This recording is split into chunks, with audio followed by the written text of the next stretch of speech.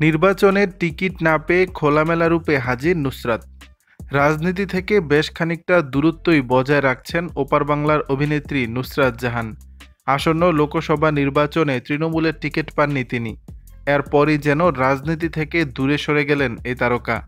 যদিও নির্বাচনে টিকিট না পাওয়ায় এখনও কোনো প্রতিক্রিয়া জানাননি অভিনেত্রী। এমনকি তৃণমূলের হয়ে কোনো প্রচারেও নামেননি তিনি। এরই মধ্যে সামাজিক যোগাযোগ মাধ্যমে নুসরাতের অবতার দেখে রীতিমতো ঘুম হারাম হলো ভক্তদের। সমুদ্রের পাশে বিচের ধারে নীল বিকিনিতে হাজির হলেন অভিনেত্রী। সেই ছবি প্রকাশ করলেন ইনস্টাগ্রামে, যা দেখেই হৈ হৈ রব নেটিজেনদের। কারণ কাগজে কলমে এখনও বসিরহাটের সাংসদ নুসরাত, আর সাংসদের বোল্ড অবতার দেখেই যেন বাক্যহারা নেটিজেনরা।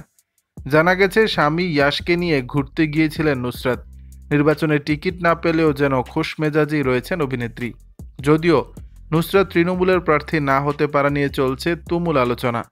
কেন নুসরাতকে প্রার্থী করা হলো না এবারে? সন্দেশখালিতে ইডি কেন্দ্রীয় বাহিনীর উপর হামলার পর থেকে সামনে আসে এলাকার বেতাজ বাদশাহ শেখ শাহজাহানের নাম। শোনা যায় এই শাহজাহানের বাহুবলেই ভোটে জিতে এসেছিলেন নুসরাত। অভিনেত্রীকে ভোটে জেতানোর ক্ষেত্রে বড় ভূমিকা নিয়েছিলেন তিনি। সে কারণেই কি তৃণমূল রিস্ক নিলেন না এবার, বাদ পড়লেন নুসরাত? রাজনৈতিক বিশেষজ্ঞদের ধারণা তেমনটাই। দর্শক, বিষয়টি নিয়ে আপনাদের মতামত জানাবেন নিচের কমেন্ট বক্সে।